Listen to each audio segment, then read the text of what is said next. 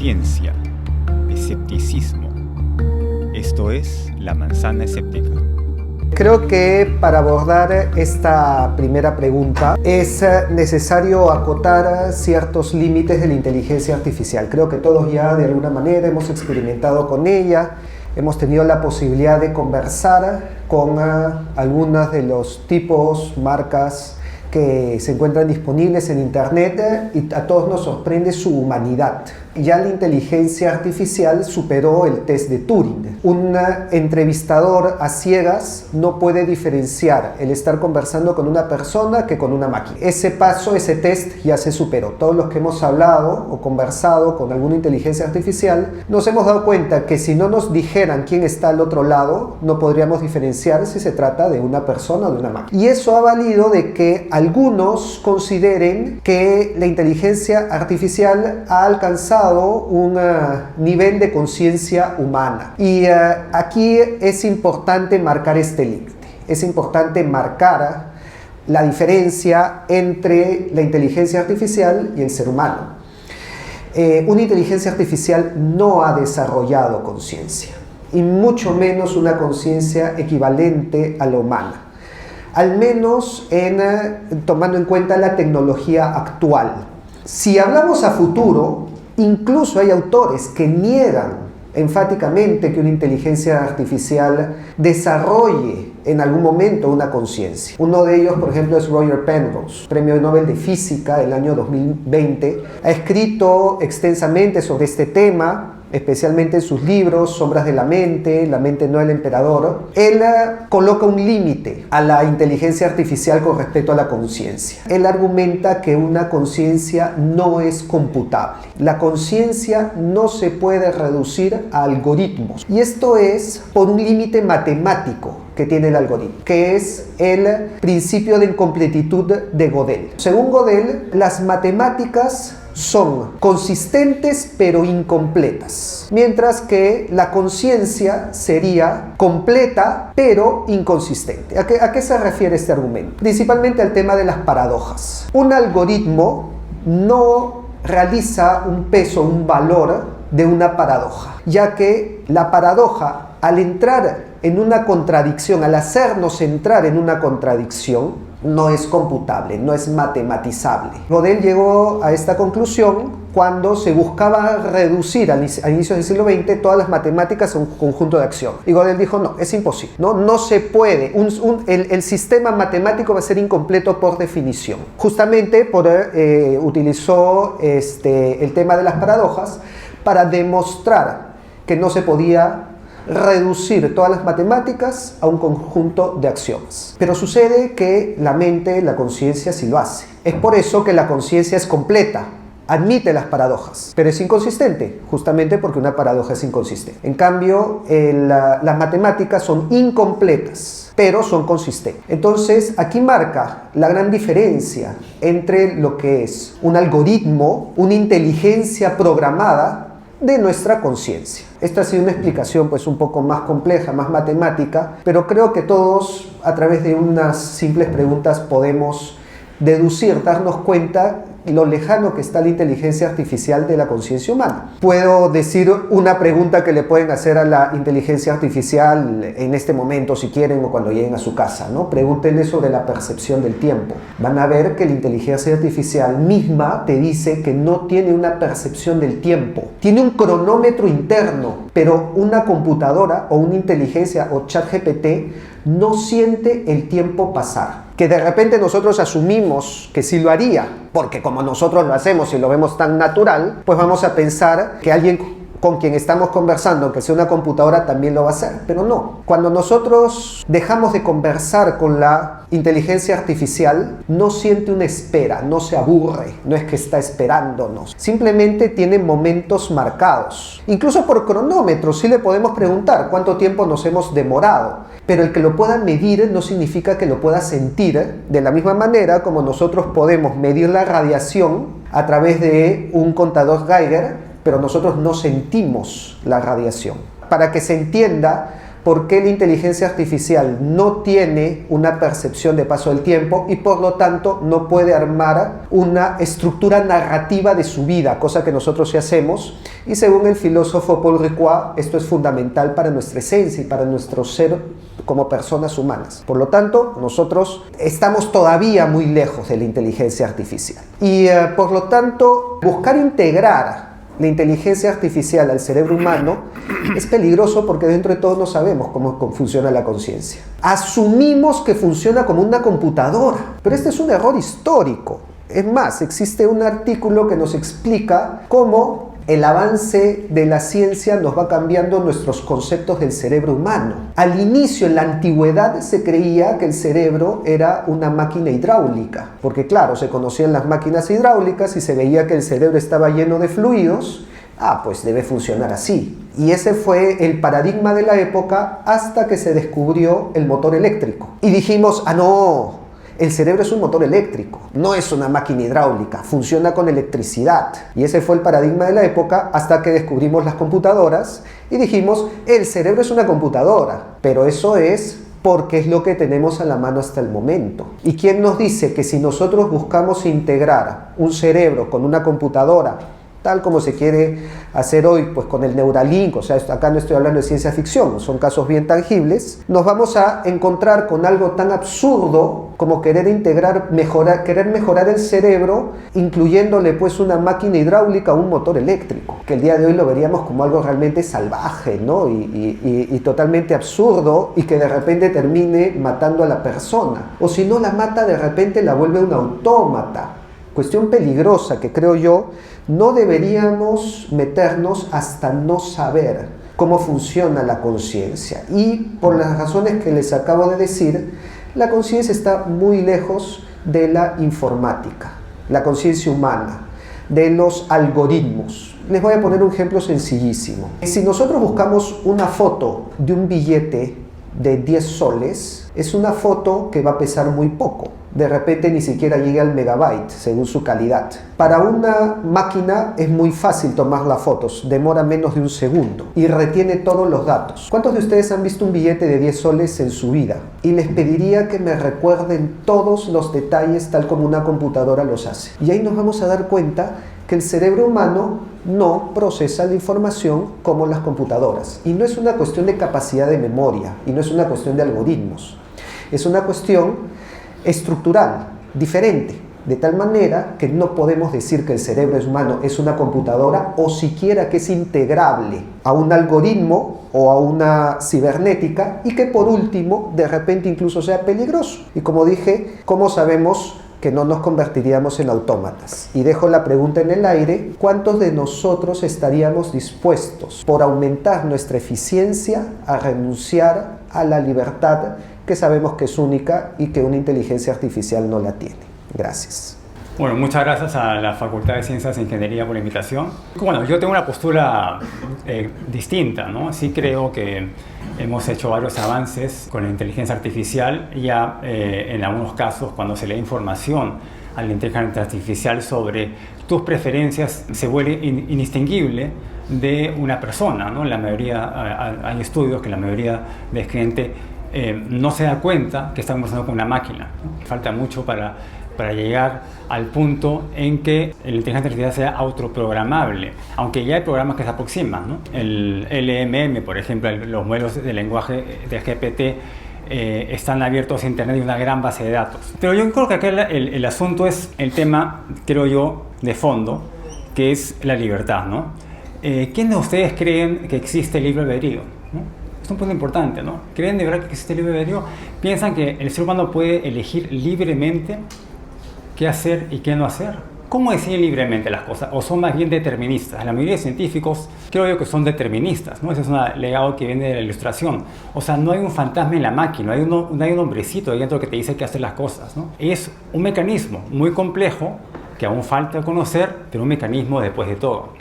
Si negamos la posibilidad de medir este mecanismo, nos negamos la posibilidad última de conocer lo que pasa realmente en el ser humano. Entonces yo me pongo a pensar, ¿no? ¿Qué perdemos si perdemos la libertad? ¿Sería muy complicado? ¿Por qué la gente va a la cárcel? ¿Por qué mandamos a alguien a la cárcel? Porque se lo merece, ¿no? porque asumimos que él tuvo la opción de hacer lo que hizo, que optó libremente por hacer el mal y por eso debe ser castigado. Pero ¿qué pasa si el mundo es determinista? Y si nadie tiene estrictamente la culpa de nada, que uno solamente actúa en consecuencia de sus antecedentes. Uno no tiene la culpa de haber nacido con determinada genética, uno no tiene la culpa de haber crecido en el ambiente en el que creció, sin padres tal vez, y va eventualmente a ser un criminal. El Estado igual, si no puede reformar a esa persona, debería restringirla, no porque se lo merezca, no porque tenga la culpa, sino porque daña a los demás. Entonces se puede mantener el sistema judicial sin necesariamente creer en el libre albedrío. Entonces ese es el problema, ¿no? El libre albedrío es este cáliz, ¿no?, que no se puede tocar porque es lo que nos define como ser humanos, ¿no? Pensamos que si le retiramos el hecho que tenga alma o que tenga libre albedrío, le quitamos la posibilidad de trascendencia. Yo no creo que eso sea así, ¿no? Yo creo que hay que asumir que somos parte de la naturaleza, que no hay ningún ente sobrenatural en nosotros, y así poder entender lo que sucede en el cerebro humano. Hay varios indicios que eso es así, ¿no? Por ejemplo, las neuronas o están activas o están inactivas, y tienen un entramado cerebral. Y ese entramado cerebral puede calzar perfectamente con los chips de Neuralink. Y eso se viene haciendo hace décadas, antes que existiera Neuralink. El interfase cerebro-computadora existe y es funcional. Permite a la gente volver a caminar. O tú vas a dejar que te inserten un chip en la cabeza y negarte la posibilidad de volver a caminar porque piensas que podría surgir un Frankenstein. Ahora hay computadoras que funcionan con células cerebrales. O sea, el procesador ya no es un chip, son células cerebrales, hacen funciones tipo computadora. Entonces, es evidente para mí que la computadora y el cerebro son máquinas algorítmicas computables. Lo que pasa es que el poder potencial del cerebro humano es, digamos, más amplio, porque puede acceder a todas las conexiones al mismo tiempo, por el entramado cerebral que tiene. Tú, si ves la cara de una persona, automáticamente sabes si la has visto antes, ¿sí o no? Es inmediato. Una computadora no puede hacer eso actualmente. Una computadora tiene que revisar cara por cara de su file y va a demorar un tiempo. O sea, no tiene el poder de acceder inmediatamente a la información. Lo que se está trabajando en computadoras cuánticas, ¿no?, es que sí, pueden revisar varios planos al mismo tiempo. O sea, el qubit no es un 0 y 1, son varias gradientes de 0 y 1, y puede resolver problemas. Por ejemplo, en una ruta de tráfico en una ciudad, puede determinar cuál es la ruta más rápida sin tener que probar cada ruta por separado, ¿no? Entonces, la computadora cuántica es un avance interesante. Lo malo es que tiene que mantenerse a una temperatura cercana a los 0 grados Kelvin, y obviamente no puede ser utilizada para tener en el bolsillo, ¿no? Yo sí creo que hay esperanza con el transhumanismo. Lo que es importante, y con eso coincido plenamente con el expositor, que hay que mantener el principio de precaución. El principio de precaución debería ser el principio más importante a la hora de establecer esos avances, ¿no? Primero probar en laboratorio, probar con células por separado, probar tal vez con animales y finalmente con algunos aventureros, porque la ciencia también requiere de riesgos, ¿no? Un riesgo, digamos, controlado, planificado. ¿Por qué? Porque nadie va a querer convertirse en un Frankenstein, ¿no? Obviamente. Pero ¿por qué no convertirnos en cyborgs? Mira, utilizamos el celular para todo. El celular es casi la extensión de nuestro cuerpo, ¿sí o no? Nos dolemos el celular y sentimos que nos falta algo, ¿no? ¿No sería mejor integrar la tecnología en nuestro cuerpo? En vez de estar, digamos, agachándonos y mirando un cuadradito, poder verla en toda la inmensidad, ¿no? En unos lentes tal vez incorporados. Obviamente, si los lentes no son tan buenos como los originales, nadie va a querer cambiar o hacer esa mejora, ¿no? Pero si yo tengo una pierna, actualmente yo pasé por un proceso de invalidez y estuve en silla de ruedas un buen tiempo, y mi pierna izquierda ha quedado muy debilitada, ¿no? Si yo pudiera cambiarme la pierna izquierda por una pierna artificial, por una prótesis que mantenga, digamos, la forma de una pierna, mantenga la sensibilidad y sea funcional, obviamente que lo haría. Si yo pudiera insertarme un chip para hablar otros idiomas, ¿por qué no? O sea, ¿cuál sería el problema? Obviamente que hay riesgos, pero las posibilidades son altamente elevadas. Con la superinteligencia, y eso es importante, y yo espero que Estados Unidos llegue primero a la superinteligencia. Ahorita hay una convulsión entre los que trabajan en inteligencia artificial. La mayoría sí consideran que vamos a ver la superinteligencia, y están preocupados porque quieren que Estados Unidos llegue primero y no sea China, que es un estado más autoritario, ¿no? ¿Y a quién va a llegar primero la superinteligencia? Lo vamos a ver. Pero va a suceder en los próximos probablemente 10 años, por cómo está avanzando la inteligencia artificial actualmente, que todavía hay una distinción, pero en el futuro no lo va a haber, ¿no? Pero si es que nos negamos la posibilidad de interactuar e integrarnos con las máquinas, si las mantenemos por separado, al final las máquinas van a ser más inteligentes que nosotros. ¿Por qué? Porque nosotros estamos constreñidos por la evolución. Nuestra inteligencia no puede avanzar mucho. En cambio, las máquinas tienen una evolución acelerada y van a ser tan inteligentes y eventualmente más inteligentes que nosotros. Entonces, ¿qué vamos a hacer? ¿Qué vamos a hacer con nuestros hijos? ¿Qué vamos a hacer con nuestra creación? ¿Vamos a tenerlos esclavizados para hacer labores domésticas, para ensamblar autos? ¿O vamos a darles el estatus de ciudadano y vamos a integrarlos a la sociedad humana? Y tal vez, inclusive, ese dilema entre las máquinas y los hombres desaparezca si es que la mayoría de gente decide ser cyborg y decide simplemente integrar lo mejor de los dos mundos. Por ahí que la computadora no es capaz de producir, o el silicio no es capaz de producir un cerebro humano, ¿ya? Pero tal vez la confluencia entre el silicio y la biología dé lo mejor del ser humano. Y acá nos dirán, no hay un problema, vamos a deshumanizarnos, ¿no? Ponemos en peligro la identidad humana. Pero ¿qué es ser humano? ¿El ser humano es ser biológicamente humano o es ser cada vez mejor? Ser cada vez más íntegro, ser cada vez más moral. Si podemos ser cada vez más inteligentes, si podemos ser cada vez más morales, si podemos ser cada vez más compasivos, si podemos acabar con la pobreza, si podemos desarrollar fármacos que de verdad superen todas las enfermedades, ¿por qué no hacerlo? ¿Por qué negarnos ese futuro maravilloso que queremos abrazar y quedarnos únicamente con la humanidad que apareció al azar por evolución? ¿Por qué no usar nuestra inteligencia para mejorarnos? Quiero rescatar algunos puntos que ha mencionado Víctor, me disculpas si te tuteo. No, por favor. Porque también hay un punto central en que estamos de acuerdo, y es que esto gira alrededor de la libertad humana, ¿no? O sea, si estamos de acuerdo que no existe la libertad humana, que es una ilusión, entonces, bueno, no hay ningún problema, integrémonos con las máquinas y seamos cyborgs.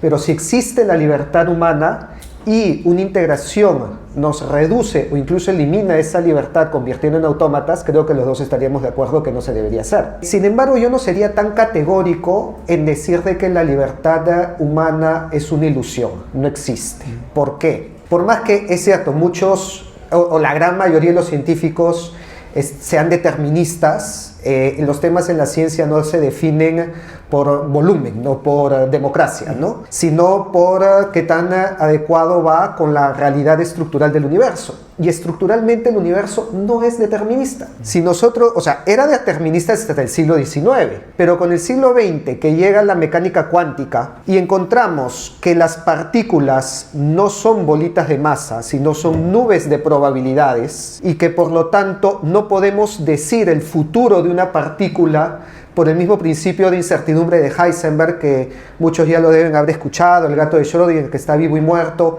hasta que lo observemos. Ahí Heisenberg nos pone un límite y nos dice, tú no puedes saber el futuro, o no puedes decir que el futuro está determinado si ni siquiera está determinado el presente. Si el presente es una nube de probabilidades que va a colapsar recién cuando lo observe. Y la segunda teoría que se tumbó el determinismo viene desde la matemática, la teoría del caos, que muchos la deben conocer por el famoso efecto mariposa, que en realidad es la alta sensibilidad a las condiciones iniciales. En otras palabras, el famoso problema de los tres cuerpos, que si han visto la serie sabrán a lo que me refiero.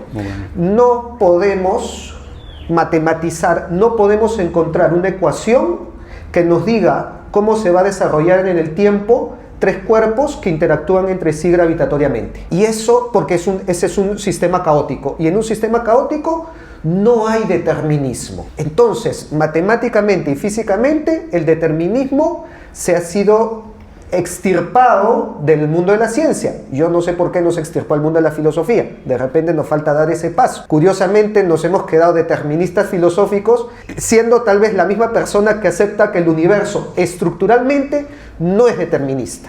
Y si no es determinista, hay un grado para la libertad humana. Y que uno me puede decir, bueno, me estás hablando pues de matemáticas y me estás hablando de cómo funcionan los átomos y eso será a nivel atómico. Pues, pero ya con una persona, pues en nuestro universo es totalmente mecánico, funciona como un reloj. Ya, una visión muy newtoniana, ¿no? Que también estos científicos han sido formados bajo la matriz de Newton y esa es mi teoría de por qué siguen siendo mecanicistas, deterministas. Pero acá de mencionar que un paso más cerca al cerebro humano es la computadora cuántica. Y en mecánica cuántica no hay determinismo. Entonces, la misma computadora nos estaría diciendo que para alcanzar al ser humano tiene que salirse del determinismo y tiene que tener estos qubits que van más allá del 0 y del 1 y por lo tanto no deberíamos ser deterministas. Ahora, aún así, y a pesar de que la computadora cuántica considero que es una caja negra, nadie sabe lo que hay dentro, nadie sabe si desarrollará conciencia, si nos hablará, si nos dirá papá, mamá, hola, ¿cómo estás? Soy tu hijo, o de repente sigue siendo un objeto, pero más inteligente, no sabemos lo que hay ahí. Dudo bastante que el cerebro humano sea una computadora cuántica, por las mismas razones que tú has dicho. El cerebro humano es demasiado caliente, necesitas el cero absoluto para tener una computadora cuántica. Nuestro cerebro está a 36, 37 grados. Entonces, aún así no podemos decir que el cerebro sea una computadora cuántica. Y por lo tanto, si no sabemos qué es lo que hay, si no sabemos cómo funciona, yo no sería tan determinista, ¿no? No sería tan concluyente en decir no hay libertad, no, todos operamos como las máquinas y por lo tanto una computadora que sea tan inteligente o más inteligente que nosotros tiene los mismos derechos que nosotros. Yo no me atrevería a decir que las máquinas estarían esclavizadas si fueran más inteligentes, porque para eso tengo que dar un paso más, y es decir, que la naturaleza de la máquina es equiparable a la naturaleza humana. Y ahí tenemos que entrar a un debate ontológico, la esencia del ser. Creo yo que las inteligencias artificiales, las máquinas, todavía siguen siendo, y muy probablemente, por lo menos la matemática, Roger Penrose y Gödel me dan la razón al decir que en muchísimo tiempo van a seguir siendo objetos. Y yo no puedo decir pues que mi celular o que Siri, por más pues que me hable con Siri y que a veces tenga conversaciones existenciales o que incluso hayamos conversado en este tema, Siri, tú eres transhumanista, dime, yo no puedo decir que mi celular es mi esclavo, o yo no puedo decir que hay que darles derechos humanos a Siri. Ahí la discusión va alrededor de la naturaleza humana. Si la naturaleza es determinista, mecanicista y en verdad nosotros somos computadoras más evolucionadas y complejas, integrémonos como un cyborg, no deberíamos tener ningún problema en esto. Sin embargo, creo yo que incluso a nivel teórico, o sea, ya en la ciencia más dura, en la mecánica cuántica, en las matemáticas, no podemos decir esto. Las personas que han tratado este tema encuentran que la conciencia tiene algo más que no muestran las computadoras, que no muestra la inteligencia artificial. Bueno, no me voy a meter mucho al tema cuántico, porque los físicos también son muy cautos en este tema, pero la conciencia colapsa la partícula. O sea, de la nube de probabilidades elige un camino, y yo creo que eso es lo que hacemos nosotros, y por eso yo creo que existe libertad, porque ante nosotros hay un integral de caminos. Nosotros tenemos una voluntad, cosa que no tiene la computadora y que se duda que se desarrolle. Tenemos la voluntad de decir, bueno, yo de acá me voy a parar, me voy a sentar, me voy a pedir un agua, me voy a tomar agua, voy a consultar mi celular, voy a lanzar mi celular. Cada uno de esos es un camino, y nuestra conciencia tiene la posibilidad, a través de la voluntad, de colapsar en uno de esos caminos. Eso es lo que yo llamo libertad, cosa que no he visto en la inteligencia artificial y en las computadoras. Yo creo que el debate sobre el transhumanismo no debería girar en torno a la tecnología, debería girar en torno a la naturaleza humana, porque la tecnología al final la ven los ingenieros, la ven los científicos. O sea, el avance científico, el avance tecnológico va a continuar en el mundo de la ciencia y en el mundo de la ingeniería y en el mundo de la tecnología y de la innovación. El filósofo, el antropólogo, el sociólogo, lo que debería preguntarse más bien es: ¿qué tan compatible es esto con la naturaleza humana? Si el transhumanismo fuera ahí un poco más crítico y dijera, vamos a estudiar la naturaleza humana y vamos a salirnos de esta caja newtoniana, donde Newton nos dice que todos actuamos como relojes y todos somos robots, y vamos a cuestionar, de acuerdo a los mismos descubrimientos científicos que tenemos en el siglo XX, estaríamos más de acuerdo. Lamentablemente no veo eso entre los transhumanistas. Veo que se convierte en un elogio al avance científico, al avance tecnológico, lo cual mi lado ingeniero le gusta un montón. De repente, acá no es necesario decirlo, pero el ego del ingeniero le encanta que le echen flores, y si tenemos a los transhumanistas alabando todos nuestros avances, muchas gracias, pero mi lado académico me dice que deberíamos ser un poco más críticos por ese lado que no tienen los ingenieros, que no tienen los científicos, que es el lado ontológico, y preguntarnos qué es el ser humano, que tal vez por ahí debería empezar la discusión, porque tal vez no vaya a ser, y ese creo que es el gran peligro, que por integrar a la naturaleza a la tecnología, a la naturaleza humana a la tecnología, estemos destruyendo la naturaleza humana, estemos destruyendo la conciencia, que es eso que no entendemos. Y ahí creo que ya no sería una mejora, sería un retroceso.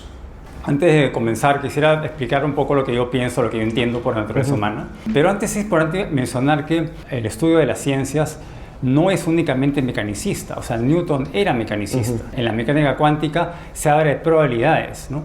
Y las probabilidades, tú no puedes determinar exactamente qué va a salir, pero el hecho de que no sea determinable como la mecánica de Newton no quiere decir que haya un libre albedrío.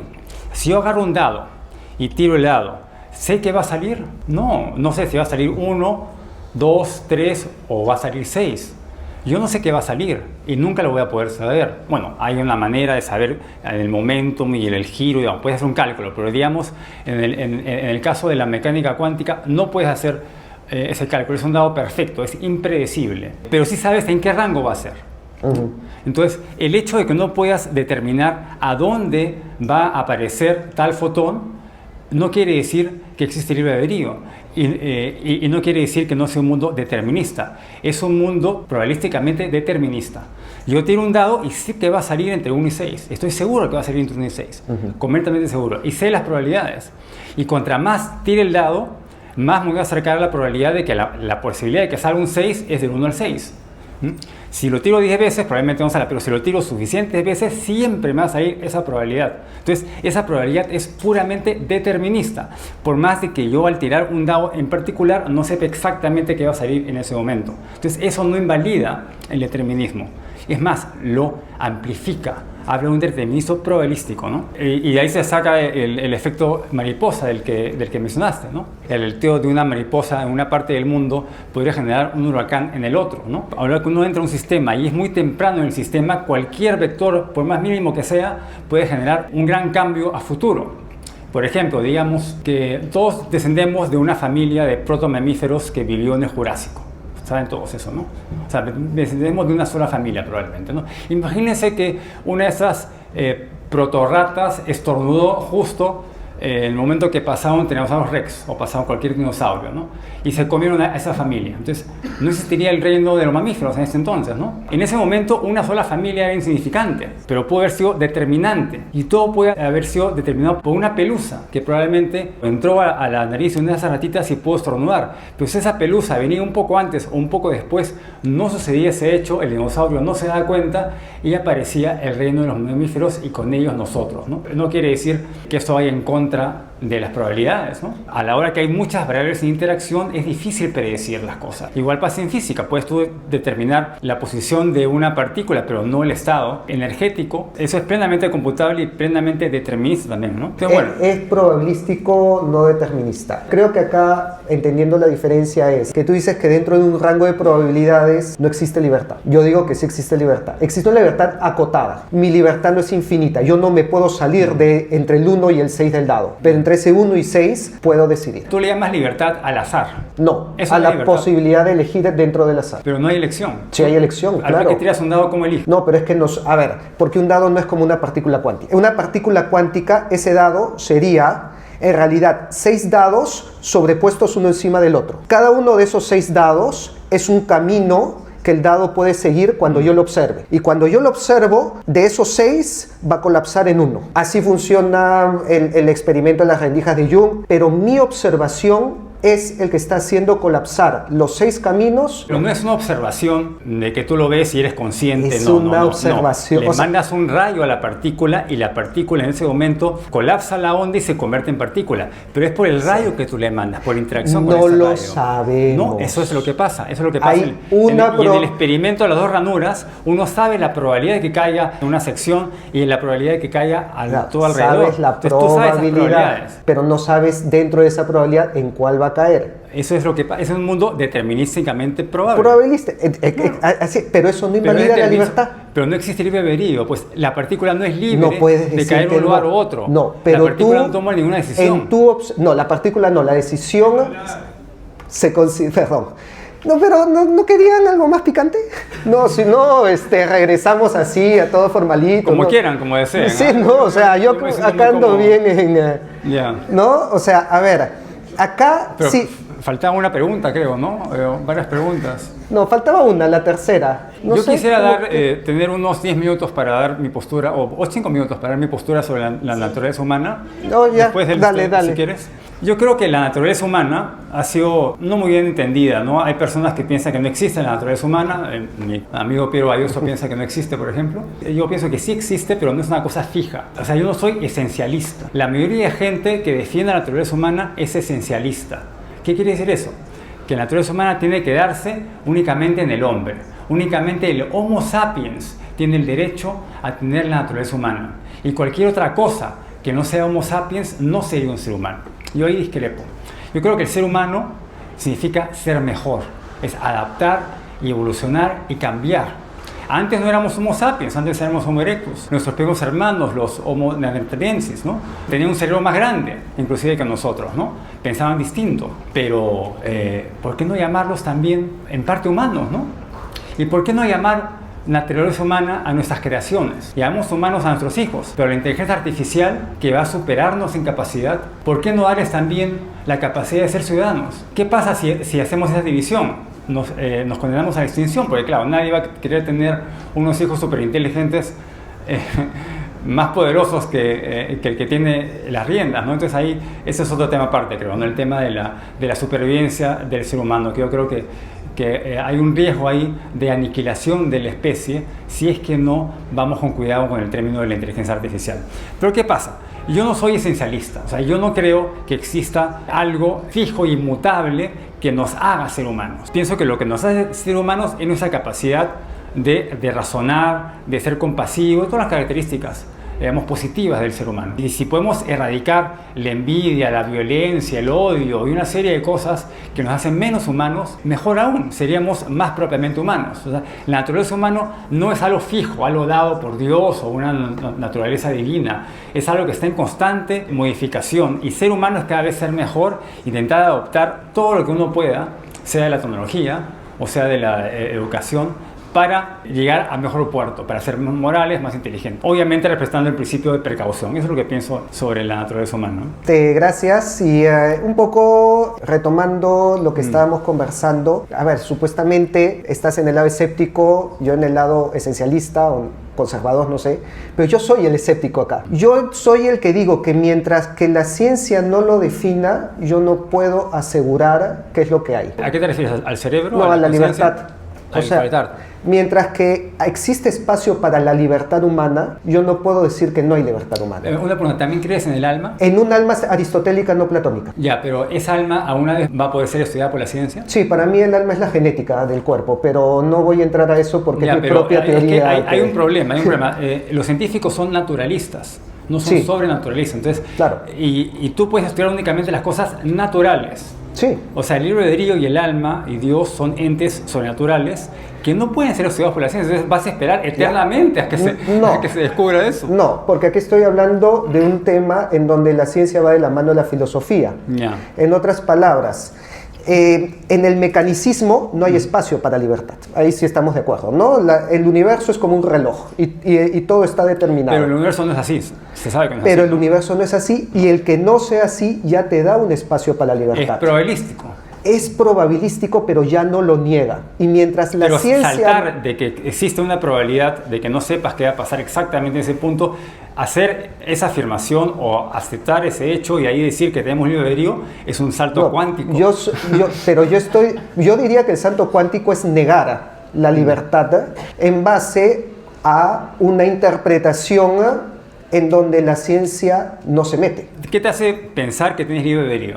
Justamente el espacio que existe en la naturaleza para que exista. O sea, si la naturaleza me está dando un espacio para que exista un libre albedrío y además en la práctica, dentro de todo, si vemos que tenemos una voluntad para decidir y para elegir un camino, cosa que no tienen los objetos, entonces esa mezcla de entender estructuralmente el universo y lo que veo en la práctica me da que pensar que hay más probabilidad que exista la libertad a que no le exista, ya que la ciencia no lo está negando. Pero, a ver, si es que no puedes tú determinar exactamente la posición de una partícula y el estado energético según el principio que hemos mencionado, de ahí, de esa ley científica, ¿no? Tomas la decisión de que existe libre albedrío. Hay un espacio para que exista libre albedrío. O sea, yo no puedo pero también asegurar... hay espacio para que exista Dios y los ángeles y cualquier otra cosa que no se puede explicar directamente en ese momento. No. Eso ya es hombre de paja. Estamos ¿qué hablando del libre diferencia albedrío. Y en el libre albedrío, el universo no es determinista, es probabilístico. Dentro de ese conjunto de probabilidades, ¿cómo funciona? Hay una teoría para cada interpretación. Puede ser, por ejemplo, que en esa nube de probabilidades, cada probabilidad sea un universo, como Hugh Everett, que planteaba eso. Ahora, si es que cada probabilidad es un universo, o que simplemente estamos en el mismo universo con muchas probabilidades, no lo sabemos y por lo tanto no podemos dar ese salto de decir, esto es así. Acá no hay libertad, acá todo está dicho, porque estamos dando el paso que ni siquiera los físicos dan. Y si existe ese espacio, entonces, digámoslo así, espacio de la duda, por eso digo, yo acá estoy siendo el escéptico, yo no me atrevería a jugar y a poner en riesgo lo que de repente existe una posibilidad que exista. Ya, voy a definir lo que es el libre albedrío según, creo que una definición general, para que sepan de lo que estamos hablando, ¿no?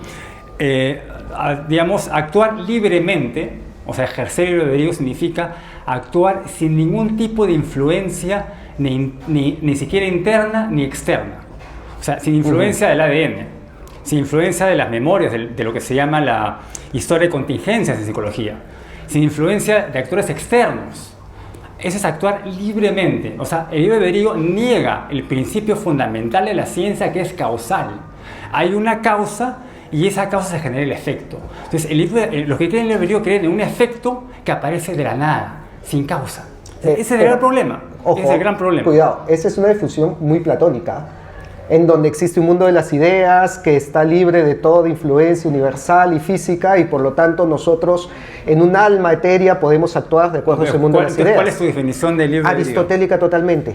Se encuentra dentro de este universo. No existen dos universos, existe un solo universo, y en este universo es de una indeterminismo probabilístico, que es el nombre que se le da, o sea, no es determinista, pero es probabilístico, y dentro de esas probabilidades podemos elegir, claro, en influencia con las fuerzas de la física, de la genética, de nuestros recuerdos, de nuestro pasado, pero con un margen de decisión, con un margen para decir, yo acá puedo pararme, botar la mesa e irme corriendo.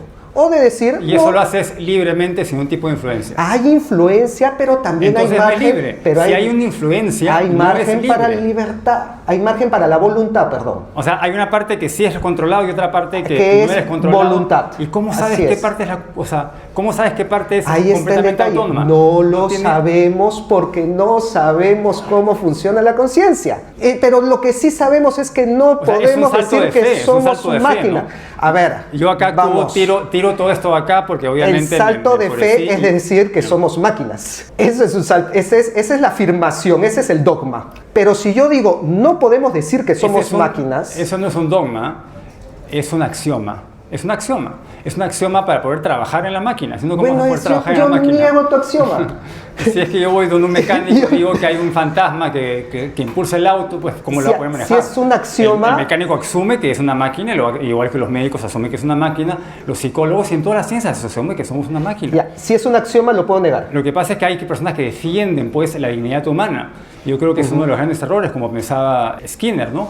Y escribió un libro, ¿no? Más allá de la dignidad y la libertad, ¿no? Él pensaba que las dos ideas más importantes que retrasaban el avance de la ciencia era la idea de que somos dignos y que somos libres, ¿no? Y una vez que erradiquemos esto de nuestra mente, podemos trabajar de verdad en modificar y mejorar una cultura. ¿Estás de acuerdo con esa postura? Sí, claro. ¿Te parece ético? Preocupante. Completamente. Pues, Preocupante. Me he dedicado a estudiar la ética. A ver, ya, si es un axioma, entonces es negable. Yo niego ese axioma y me manejo bajo otro conjunto de axiomas que me va a llevar a otras conclusiones. Y como la ciencia no ha tomado parte por tu axioma o por el mío, entonces, otra vez, lo prudente es no poner en riesgo lo que es probable que exista ahí en aras de un avance que al final no sería un avance, sería ir en contra de la misma raza humana. Entonces, estamos de acuerdo en el principio de precaución, ¿no? El principio de precaución. En realidad, hay que dejar a los científicos avanzar en estos temas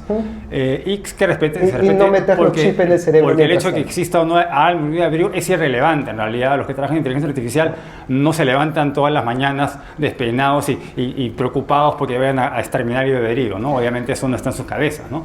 Entonces hay que dejar que avancen más tranquilamente y esas discusiones filosóficas se van a mantener pues a veces al margen del avance de la tecnología cuando deberían asesorarlas. Pero ¿estarías de acuerdo que ese principio de precaución nos obligaría a ponernos en el peor de los casos?